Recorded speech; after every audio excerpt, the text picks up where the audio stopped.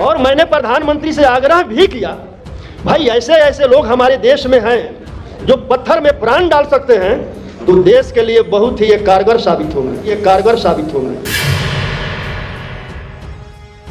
ऐसे लोगों का भारत सरकार सूची बनाए और सूची बनाकर जो बॉर्डर पर हमारे सैनिक देश के सुरक्षा में लड़ रहे हैं, हर बटालियन के साथ एक प्राण स्पेशलिस्ट को वहां रखते हैं। और हमारे देश में जितने हॉस्पिटल हैं, सभी हॉस्पिटल में हर स्पेशलिस्ट डॉक्टर हैं, लेकिन प्राण स्पेशलिस्ट डॉक्टर किसी हॉस्पिटल में नहीं है, तो हर हॉस्पिटल में एक प्राण स्पेशलिस्ट डॉक्टर भी रख दे। और ऐसे अपराधियों को कहाँ होना चाहिए? तो मोदी जी को ये काम तो करना चाहिए ना, कि जो राम को लाया है हम उनको लाएंगे। अगर वास्तव में राम भगवान हैं, उनको लाने वाला कोई है क्या? और उन्होंने शपथ लिया कि हमें मंदिर नहीं चाहिए, हमें विद्यालय चाहिए। और मैंने जब पटना में होर्डिंग लगवाया, मंदिर का मतलब मानसिक गुलामी का मार्ग, और स्कूल का मतलब जीवन में प्रकाश का मार्ग। अब तय करना है कि आपको किस ओर जाना है। आपको बिहार में हमसे मीडिया वालों ने पूछा कि राम में प्राण प्रतिष्ठा होने वाला है, उस पर आप क्या कहते हैं? तो मैंने जवाब दिया, अभी तक राम बिना प्राण के थे क्या? सारे मीडिया वालों ने कहा कि आरजेडी विधायक का विवादित बयान, ये विवादित बयान है क्या?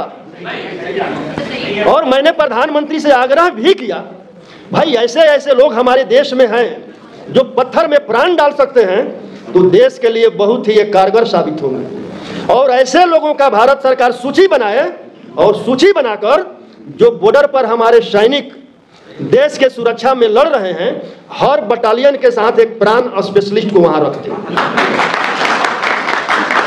और हमारे देश में जितने हॉस्पिटल हैं, सभी हॉस्पिटल में हर स्पेशलिस्ट डॉक्टर हैं, लेकिन प्राण स्पेशलिस्ट डॉक्टर किसी हॉस्पिटल में नहीं है, तो हर हॉस्पिटल में एक प्राण स्पेशलिस्ट डॉक्टर भी रख दे।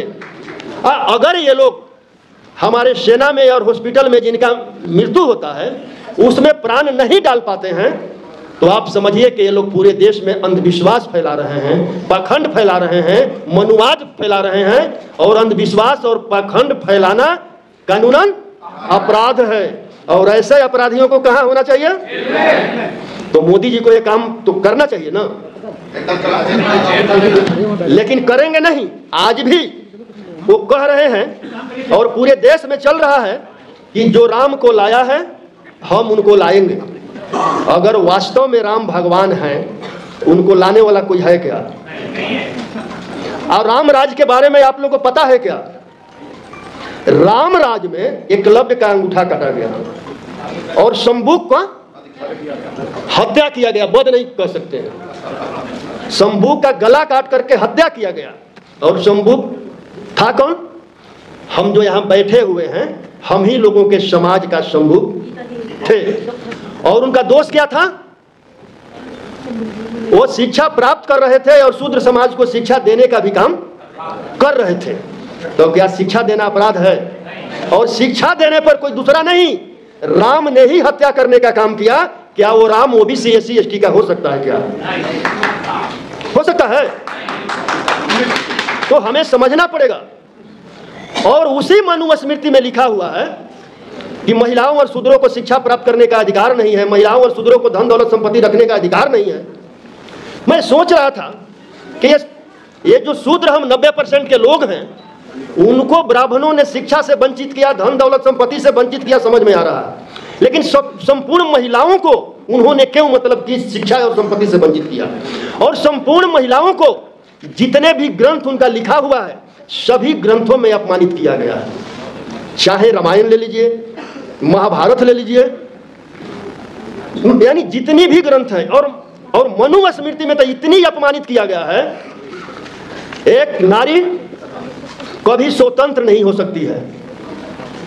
जन्म के बाद पिता के अधीन, पिता के मरने के बाद भाई के अधीन, शादी हो गया तो पति के अधीन, पति मर गया तो पुत्र के अधीन। महिला को कभी स्वतंत्र नहीं रखना है। हम चाहते हैं कि आप सभी लोग संविधान के साथ साथ मनुस्मृति को भी आप लोग पढ़ें।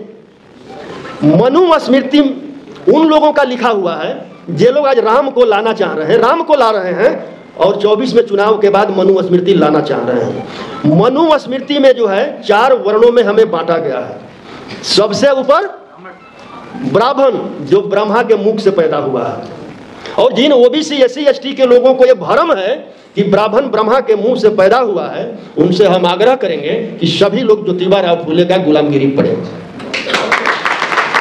और उससे थोड़ा सा नीचे कह लीजिए या नीच कह लीजिए क्षत्रिय, और उसे थोड़ा सा नीच वैश्य। ये वैश्य नहीं जो तेली हैं, हलवाई हैं, सूड़ी हैं, रौनियार हैं, वो वैश्य जो बड़े बड़े पूंजीपति हैं, अडानी और अंबानी जैसे, जो वैश्य जनरल कोटे में आते हैं।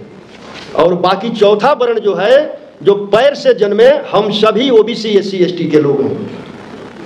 ऐसा हो सकता है कि एक बाप का 4 पुत्र हो, कोई सर्वश्रेष्ठ हो और कोई नीच हो सकता है क्या?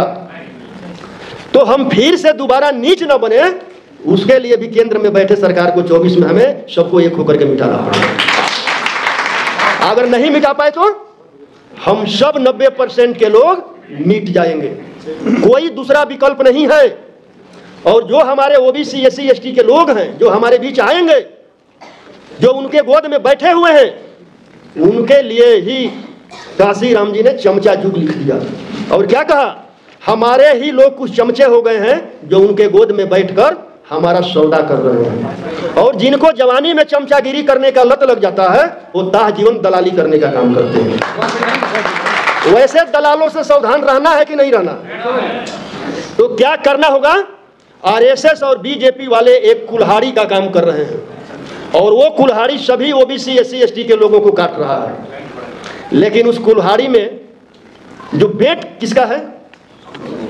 अगर बेट को ही निकाल दिया जाए तो कुल्हाड़ी काम करेगा? तो निकाल दीजिए 24 के चुनाव में उस बेट को ही, कि कुल्हाड़ी निष्क्रिय हो जाए।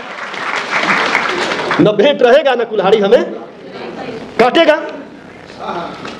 और जो जयंती है सावित्री बाई फूले जी का और फातिमा शेख जी का, अवंती बाई लोधी जी का, तो शिक्षा के क्षेत्र में मैं भी जो है 7 जनवरी को सावित्री बाई फूले का मैं डेहरी ओम सोन में जयंती मनाया था। उसमें लगभग 25-30 हज़ार लोग आए थे, और महिला और पुरुष का बराबर हिस्सेदारी था। क्योंकि मैंने सबको आग्रह किया था कि जो भी आए अपनी पत्नी को लेकर आएंगे, क्योंकि जब तक महिला में बदलाव नहीं होगा, सामाजिक बदलाव संभव नहीं है।